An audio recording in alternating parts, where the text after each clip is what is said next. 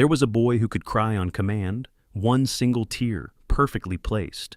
And in 1990, that was somehow enough to make an entire generation want to grease back their hair and start a gang in Baltimore. Cry Baby landed in theaters on April 6, 1990, and it was unlike anything a major studio had agreed to pay for. John Waters, the man who had spent 2 decades making films that got him arrested, that played in church basements at midnight, that critics called unwatchable and unspeakable, had just gotten a bidding war. Brian Grazer and Ron Howard's Imagine Entertainment put up the money. Universal distributed it. The budget was $8 million. The shoot was 59 days in and around Baltimore, in rain so relentless that at least a third of those days were awash. Johnny Depp played Wade Cry Baby Walker, a 1950s greaser with a heart of gold and exactly one emotional weapon. Amy Locane was the good girl who couldn't stay that way. Patty Hearst, that Patty Hearst, played a school traffic warden. Iggy Pop played someone's uncle.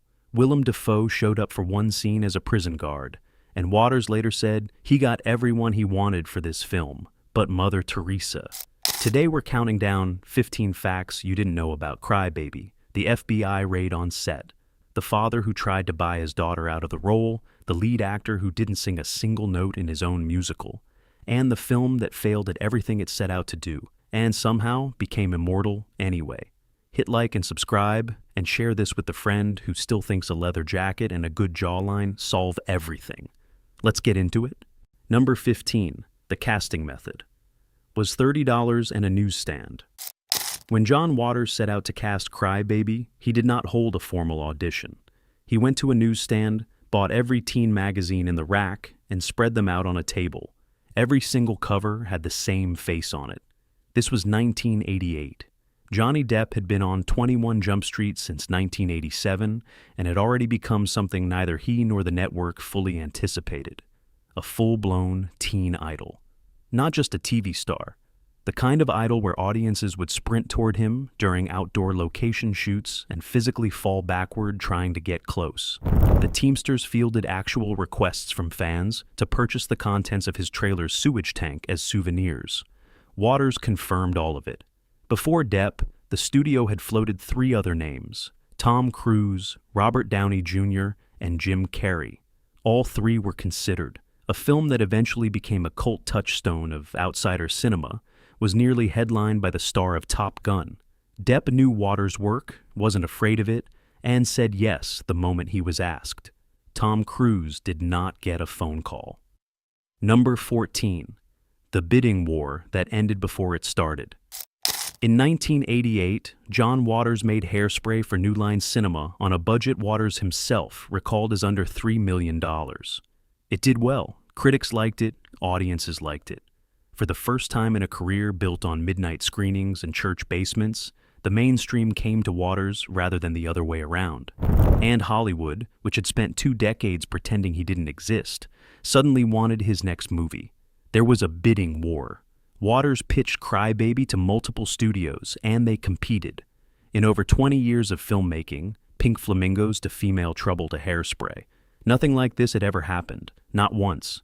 It was the only moment in his career when Hollywood perceived him as both critically respected and commercially viable at the same time, and every studio wanted the next film. Brian Grazer and Ron Howard's Imagine Entertainment won.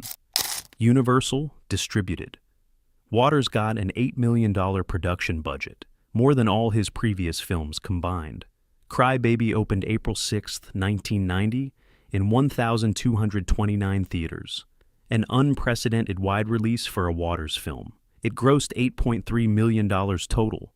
Against the $12 million all-in cost, including prints and advertising, that was a loss. It was the first and last bidding war of John Waters' career. He never got another one, not for Serial Mom, not for Pecker, not for anything that followed. Number 13, Johnny Depp didn't sing a word. Cry Baby is a musical. Johnny Depp is the star of Cry Baby. Johnny Depp is not singing, not one note. Every vocal you hear coming from his character, every rockabilly wail, every heartbreak croon, every sock hop bellow, was recorded by a Los Angeles musician named James Intveld, a rockabilly guitarist who went uncredited in the film's original theatrical release. Rachel Sweet, who had already sung the title track of Hairspray, provided the voice for Amy Locane's character. Neither of them appear on screen. Both of them are what you hear every time the leads open their mouths. Waters later told IndieWire, "Johnny can sing. It's just that we weren't sure of that. And maybe I made the wrong decision there." Infeld was so perfectly suited to the material that Waters called him the real-life crybaby. He had spent years in the authentic rockabilly world and recorded King Crybaby, written by blues legend Doc Pomus, and Blasters co-founder Dave Alvin. To make the lip-syncing convincing, the film hired a professional lip-sync coach, a profession Waters said he'd never known existed, who, as a kid, says, "I want to grow up and be a lip-sync coach." It worked. Almost nobody noticed. Depp would go on to sing his own material 17 years later in Sweeney Todd. Crybaby was the one time he performed a musical role without actually performing the music. The lip-sync coach earned their check. Number 12. The bleeped joke that outsmarted the rating board. Crybaby has a PG-13 rating. John Waters, the man who made Pink Flamingos and Female Trouble, delivered a PG-13 film for a major studio. The studio insisted, and then Waters, being Waters, decided to treat the rating system as a logic puzzle. The MPAA rule at the time was specific. A film could use one particular profanity twice in a non-explicit context and keep a PG-13. Use it in an explicit context even once, and it's an R, no exceptions. Waters needed the scene's joke to land across 3 uses, 2 bleeps for setup, 1 live delivery for the punchline. So he engineered it precisely. The word appears 3 times. The first 2 are bleeped. The third, delivered by Patty Hearst's character, a prim school traffic warden who has apparently never encountered this word in her life, lands completely clean in open court while everyone around her freezes. The MPAA fought him on it. Waters told the Hammer to nail in 2024. "We won. The man who spent 2 decades making films that screened in church basements because no theater would touch them found a loophole inside the very system that once would have buried him entirely.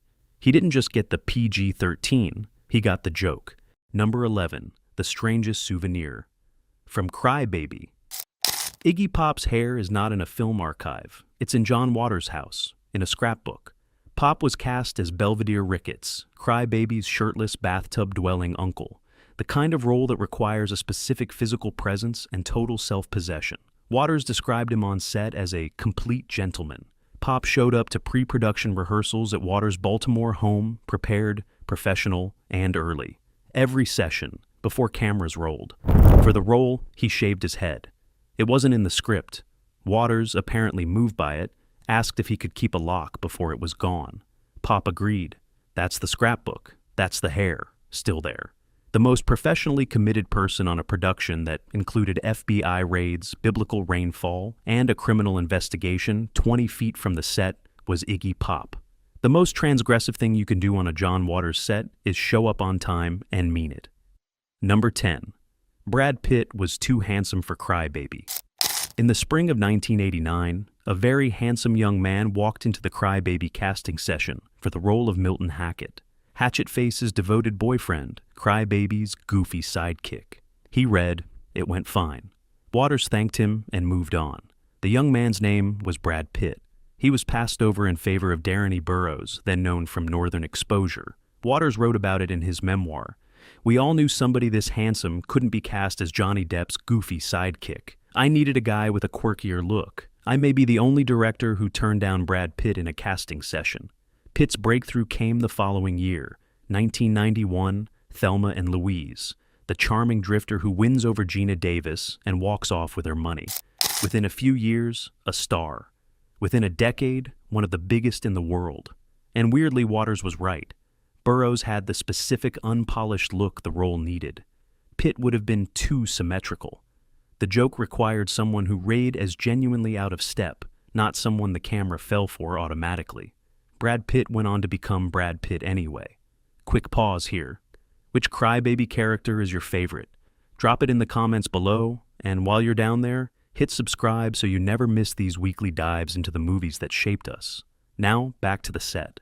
Number 9, the all-day kissing scene. Nobody refused. There is a scene in Crybaby, extended, sustained, committed, where the cast and a significant number of extras spend an entire day kissing each other, strangers, all day, multiple takes. Think about what that actually means on a film set in 1989. Extras are not paid much. They are not told much. They showed up expecting to be background people at a sock hop, and instead, they spent their day as unwitting participants in the most committed crowd scene Waters had ever staged. Waters confirmed it in a 2024 Hammer to Nail interview. Not one of those extras complained one bit, and they had to French kiss with strangers all day. Not one, Waters noted decades later. Can you imagine asking people to do that today? You'd need 5,000 intimacy experts on set. Number 8. The role. Patty Hearst was paid not to take. In 1988, Patty Hearst was at the Cannes Film Festival promoting a film about her own kidnapping when she met John Waters. He told her the film made him think she wasn't guilty for the first time. She laughed. He asked her to be in his next film. She said yes immediately. Her family did not agree. Waters described it in his memoir. Hearst's sister asked why she would want to attract more attention to herself after everything she'd been through. Her father's response was more direct. He offered to pay her not to take the part, a cash offer to walk away from a John Waters movie. Hearst took the role anyway. She played Wanda's prim, oblivious mother, a school traffic warden paired on screen with David Nelson from Ozzie and Harriet as her husband, a woman who has apparently never encountered the profanity that erupts around her in the courtroom scene. In the film, Patty Hearst's character delivers the exact line that outmaneuvered the MPAA.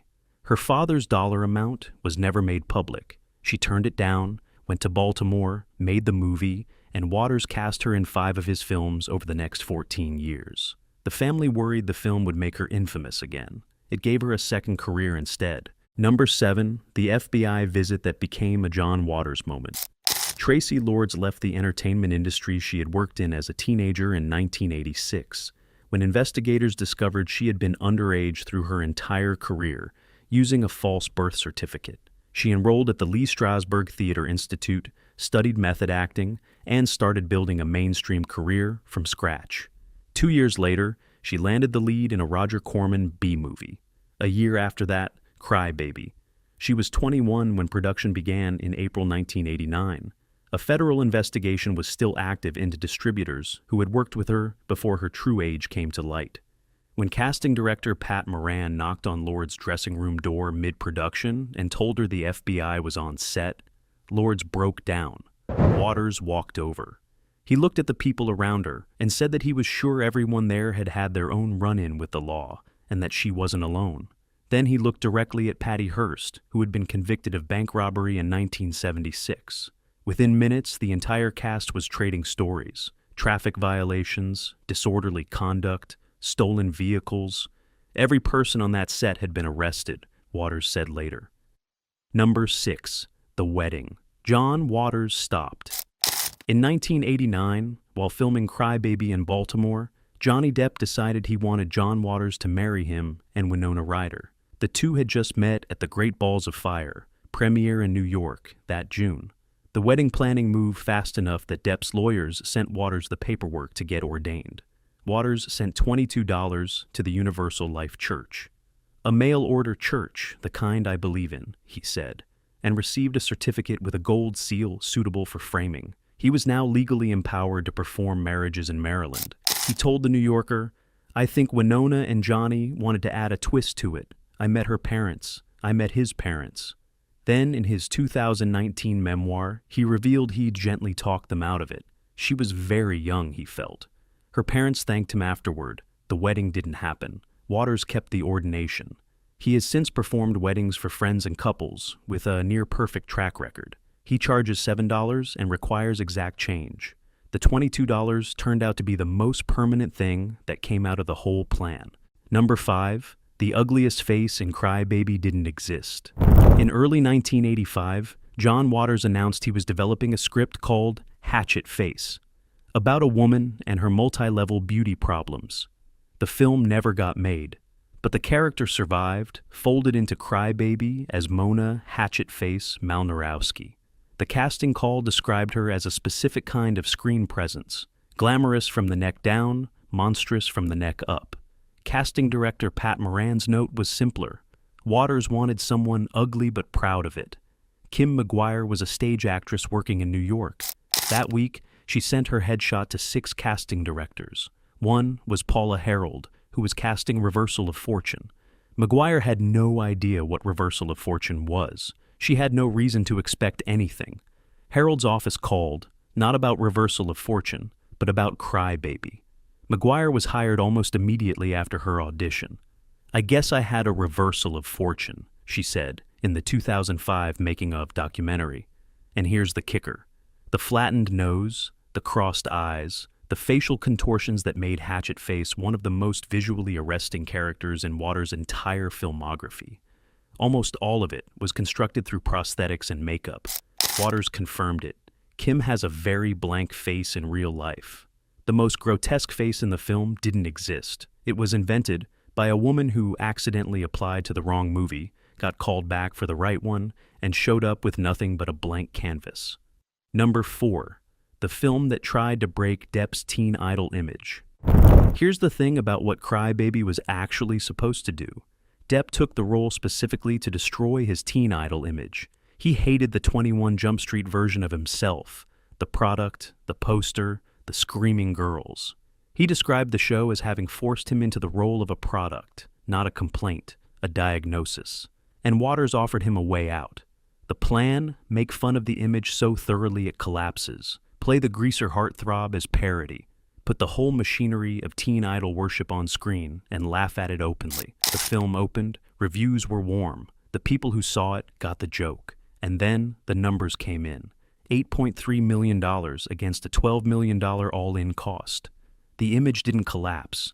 Depp was still on the covers. The studios still wanted him in the same kinds of pictures. Cry Baby had executed the satirist's plan perfectly and achieved nothing the actor needed. The film that killed the image wasn't Cry Baby, it was Edward Scissorhands, December 1990. Same year, same actor, different director. Waters confirmed in a 2024 interview that Tim Burton came to see Cry Baby dailies before release, and then cast Depp in Scissorhands. Waters gave Depp the platform. Tim Burton gave him the exit. Number 3. Hatchet Face filled the space divine left behind. Hairspray opened on February 26, 1988. 9 days later, Harris Glenn Milstead, known to the world as Divine, died in his room at the Regency Plaza Hotel in Los Angeles. He was 42. He had been scheduled to tape a guest appearance on Married with Children the following morning. Milstead had appeared in nearly every John Waters film since the late 1960s. Pink Flamingos, Female Trouble, Polyester, Hairspray, where he played a devoted housewife and mother without a trace of irony, the most mainstream thing they'd ever done together, and the last thing they did at all. Cry Baby went into production 13 months after that. There's a strand in the production history of Cry Baby that the Hatchet Face character was originally conceived with Divine in mind. The physical scale, the grotesque made-up energy, the girl who commands every room she enters. It reads like a space shaped for someone specific. Waters has never confirmed it. What is confirmed, this was his first film without the man who had been the living instrument of his vision for more than 20 years. And he made it aggressively cheerful, candy-colored, a film about outsiders choosing each other. You can read that as professionalism. You can also read it as something else entirely. Either way, Hatchet Face fills a specific shaped hole. Number 2. The $1 Million Fix that fixed nothing. The first time Universal tested Cry Baby for a public audience, every girl in the room screamed like it was an Elvis concert. That was the high point. It never happened again. What followed was a string of test screenings that went badly enough that the studio panicked and ordered reshoots. John Waters obliged. They shot additional footage, clarified plot points, tightened the running time, and cut a full musical number that Waters liked. By the time they were done, Universal had spent an additional $1 million on top of the $8 million production budget. Then they tested the new version. It tested exactly the same. Waters told the Queer Review in 2024, "None of them made a difference, even after we did all the different cuts and spent $1 million and did reshoots and everything, it tested exactly the same." And in a Forbes interview the same year, "If someone doesn't like the movie and you try to take all the extremes out, the people who like it won't like it anymore. The studio's fix was precisely the thing that broke what the film was. They spent $1 million sanding the edges off a film whose edges were the entire point. That first screening, girls screaming, the room electric, an Elvis movie in a John Waters skin, was never recovered. Number 1, the flop that finally found its outsiders. Cry Baby set out to be a parody. John Waters made it to give a boy trapped in a poster a way out. Depp made it to burn the image down. The studio made it to cash in on a bidding war. The Broadway producers made it, 18 years later, into a $10 million plus musical that ran 68 performances, received 4 Tony Award nominations, and closed the same week, losing every dollar invested. Every single one of those intentions failed, or appeared to. And then the film found its actual audience, not in 1990, but in the years that followed, through video and cable and rockabilly revivals and people who recognized something in it the critics and studios had not. A movie that genuinely liked its outsiders, not condescendingly, not as a joke, liked them. Patty Hearst, whose father tried to pay her to leave. Traci Lords, going straight in her first real mainstream role while federal agents waited outside her dressing room. Iggy Pop, leaving a lock of hair in a scrapbook. The whole improbable, rain-soaked, FBI-adjacent wreck of it, made by a man who had lost his closest collaborator 13 months before cameras rolled. That man went to a newsstand, spent $30, and found his movie. It didn't kill the teen idol, it outlasted him. And there you have it, 15 facts about Cry Baby that the posters, the soundtrack, and the original box office never told you. We started with $30 and a newsstand. We end in the same place, with a film nobody expected to survive. The studio wrote it off. The critics gave it a B-. And then, slowly, it became exactly what John Waters had been making all along, a love letter to the wrong crowd, wearing the costume of something safe, a cast where everyone had been arrested. A director ordained for $22 for a wedding that never happened, a lead who didn't sing a note in his own musical, a ratings board that got outmaneuvered. Which fact hit you hardest? Drop it in the comments, and tell us which film we should wade into next. Like and subscribe if you haven't already, so you don't miss the next one. Until next time.